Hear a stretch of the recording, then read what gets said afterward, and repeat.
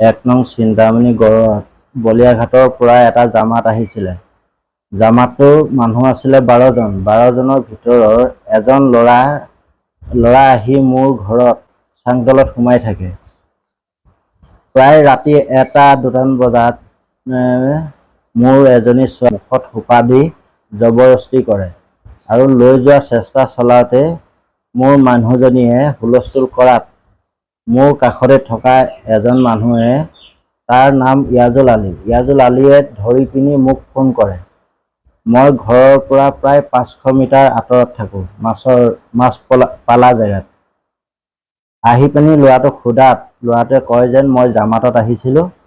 জামাতৰ মানুহক মই গৈ অৱগত কৰিছোঁ। তেতিয়া জামাতৰ মানুহে কোনো ৰিস্ক নলয়।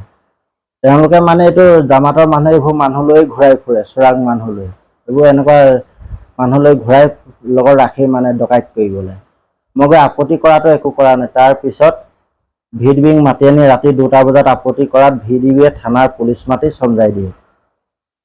থানাৰ পুলিচ মাতি চমজোৱাত ৰাতিপুৱা মোক জামাতে ধৰি জবৰদস্তি কৰিছে, ধৰি ল'ৰাটো আনি দিব লাগে। তাৰপিছত মই ল'ৰাটো আনি দিয়াত মোৰ সম্পূৰ্ণ ৰিস্ক লৈছিলে। মোৰ ছোৱালী এজনী মেডিকেল কৰাম, ট্ৰিটমেণ্ট কৰাম বুলি তেওঁলোকে ৰিস্ক ল'লে।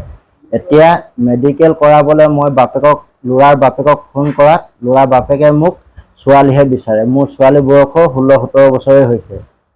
মোক বেয়াই গালি গালাজ পাৰে, ল'ৰায়ো পাৰে, ল'ৰাৰ বাপেকেও পাৰে। আৰু আমাৰো গাঁৱৰ মানে এটা জামাতে মোক জবৰদস্তি কৰি ল'ৰাটো মিলুৱাই লৈ আহিছে। মই থানাত চমজাই দিয়াৰ পিছতে জবৰদস্তি কৰি মিলুৱাইছে। এজন লগত গৈছে মৃদুল আলী, তাৰপিছত ৰমজান আলী, এওঁলোক লগত গৈছে। মছজিদত মোক ধৰি জবৰদস্তি কৰি ল'ৰাটো লৈ আনিলে তেওঁলোকে থানাৰ পৰা। এতিয়া তেওঁলোকে মানে মোৰ ছোৱালীৰ প্ৰতি মোক একো হেৰি লোৱা নাই, মেডিকেলো কৰোৱা নাই আৰু মোৰ লগত কোনো খবৰ খাতিও নকৰে। মই ফোন কৰোঁতে মোকহে উল্টা গালি গালাজ পাৰে। আৰু এখন কালি মই ৰিজাহাৰ থানাত দি থৈ আহিছোঁ। কালি মই ইয়াৰ ওপৰত এখন গৰিসাগৰ থানাত এজাহাৰো দিছোঁ।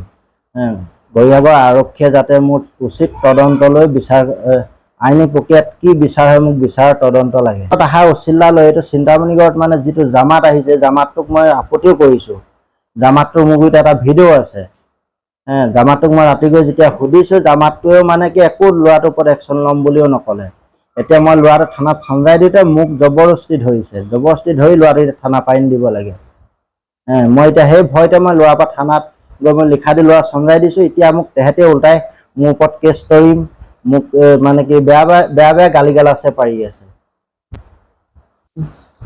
আমাৰ জামাতেও মানে কি মোক মছজিদত মাতি লৈ মোক বহুত দাবী ধমকি দি পিনে ল'ৰাটো এতিয়া তেওঁলোকক লাগে বুলিকে মোক বহুত দাবী ধমকি দি পিনে ল'ৰাটো লৈ অনোৱাইছে।